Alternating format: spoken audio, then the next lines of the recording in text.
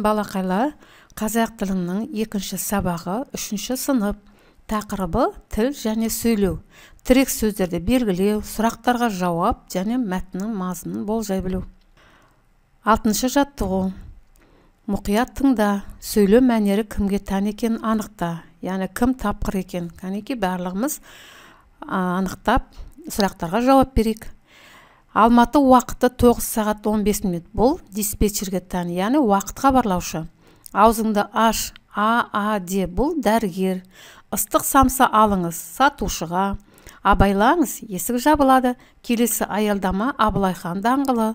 Бұл кондукторға тән екен, яғни жолаушыларды күтетін қызметкер. Ойыншықтарыңды тағы да шашып тастағансың ба? Бұл анасына тән.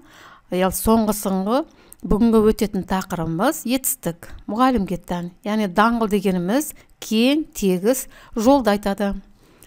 Оқылым 7-ші мәтінді жаттығуды, мәтінді тиісті дауыс ырғағымен оқып шығыңдар балалар өздерің. Содан кейін хатты әрманғарта жалғастырамыз. Берілген хат мына жерден басталады. Халдеріңіз қалай, ата әже деген. Ал сәлем хат деген бір жерден екінші жерді алыс тұратын адамдарға жазбаша хат жазып жіберу. Сәлем хат. Халдеріңіз қалай, ата әже? Аман есен жүріп жатырсыздар ма? Көкем жұмысын істеп жүр ме? Біз де аманбыз. Әкем жұмысын істеп жүр. Мен сіздерді қатты сағындым. Демалысқа шыққан соң сіздерге барып көмектесемін. Ата әже, сау болыңыздар. Сәлем мен Нұрислам. Тапсырма. Тапсырмалар арқылы сөйлеудің қай түрі жүзеге асырылғанын тауып көр. Сөйлеу түрі мен оған сәйкес тапсырманың тұсына қосу таңбасын қой. 6-шы, 7-ші жаттығуды оқып өткен болатымыз. Яғни сөйлеудің түрлері ауызша немесе жазбаша. 6-шы жаттығу бізде ауызша, 7-ші жаттығудың 1-ші тапсырмасы ауызша, 7-ші жаттығудың 2-ші тапсырмасы жазбаша орындалды. Келесі оқы, мәтінді оқуға сөйлеудің қай түрін қолданасың деген сұрақтар қойылған. Кім зерек екені мәтінді оқып шығасыңдар балалар. Содан кейін берілген сөздерге, сұрақтарға жауап беруге қарамен жазылған сөздер мәтіндегі сөйлемдерді байланыстырып тұрғанына назар аудар. Сол сөздерді басқа сөздермен алмастырып айтып көр.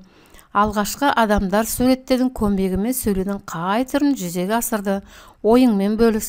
Ойыңды жазбаша сөйлеу бірден пайда болған жоқ сөйлеммен баста. Балалар, мына жерде таңбалы тас қарамен жазылған. Таңбалы тас және гранит тас. Яғни бұл таңбалы тасты гранит таспен алмастырған екен.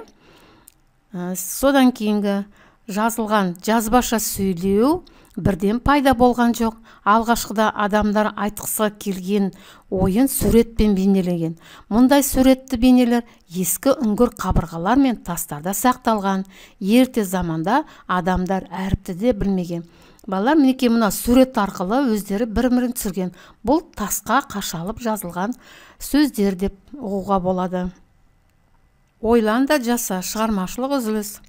Сурет бойынша күзде не болатынын әңгімеле, не болмайтынын айт. Әңгімелеу үшін сөйлеудің қай түрін қолданасың. Күз мезгілі бейнеленген сурет бөліктеріне зер салып қара. Осы сурет бойынша 3 сұрақ құрастыр. Яғни әңгімелеу үшін сөйлеудің ауызша түрін қолданамыз. Енді 3 сұрақты жазайық. Суретте қай мезгіл бейнеленген? 2-ші сұрақ, жапырақтар қандай түске енген? 3-ші сұрақ, қыз не теріп жүр? Неке балалар, осымен сабағымызды аяқтаймыз.